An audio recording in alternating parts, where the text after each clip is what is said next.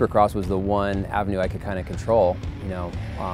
That was what helped kind of springboarded Hart Huntington in the clothing business. We started off with hoping to make mains, and we had a motorhome in a trailer as opposed to a semi. But each year, our goal was to have some natural growth, not jump too far ahead, and we've done that for the last 8 years. I think our biggest change really came 2 years ago when Ricky Carmichael joined forces with me. I felt like as good as we were doing off the track and with sponsorships, we kind of hit the ceiling with what we could get out of an OEM partner. Obviously, there's no question how much credibility Ricky brings and his relationship with Suzuki. Ricky's experience and his background in technical and my experience on the marketing side, and we kind of have the perfect group. Ricky's really, he's a really intricate piece in the preseason development, even during the season race development. He does a lot of the preseason testing himself, and there's no question how good of a coach he can be for the riders. I love taking on new projects. I feel like I'm a pretty creative person. I have a lot of interest in a lot of different things, but I would say through early part of 2000s through 2012, I had a whole lot of plates spinning, and it was hard to keep them all up.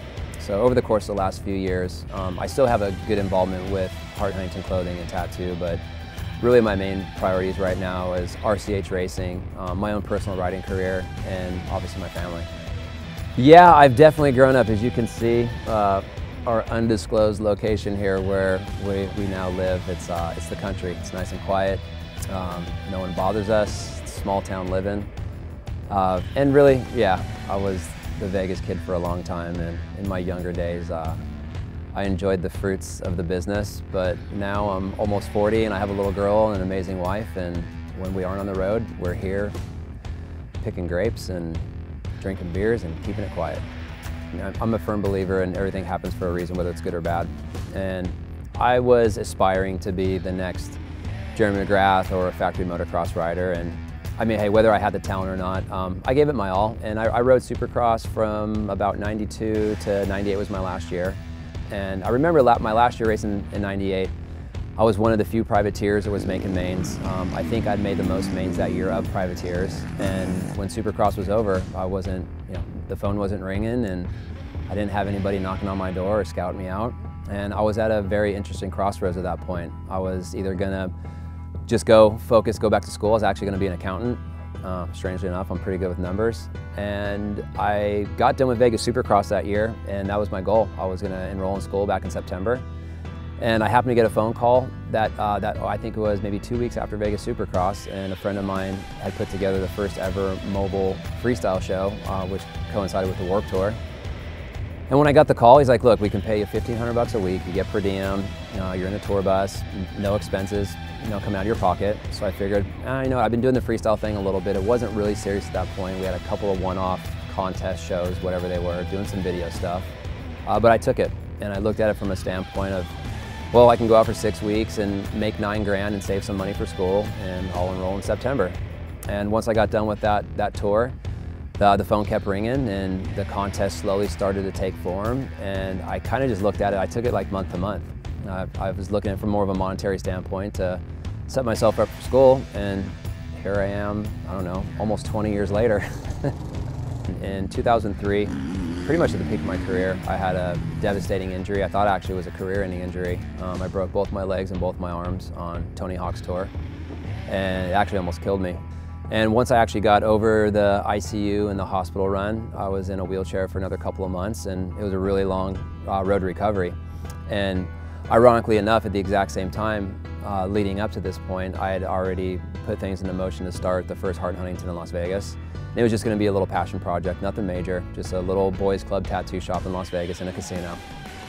And so when I got home, and I was stuck on the couch for a long time, and once I got mobile, I literally just put all my energy into that business. I didn't know much about tattooing at that point, but I felt like I was pretty good at marketing, so we started the TV show and we started the clothing line, and I put all my energy into that for the next 3 years.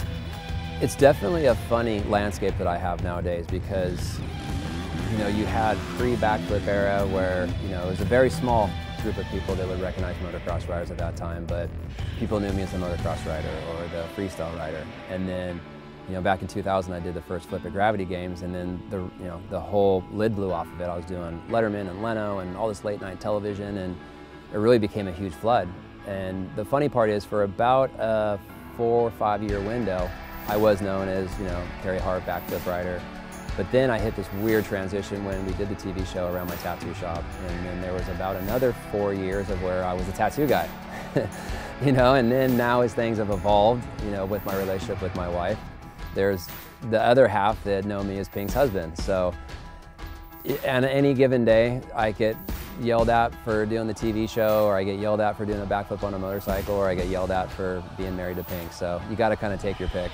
Well, I've personally been with Dunlop since, I would have to say probably around '98, back when I was racing Supercross. And I've been with them ever since. And the thing that I like about Dunlop is their product has evolved. I mean, we've evolved through two-stroke craze, through Supercross, outdoor motocross, 4 strokes.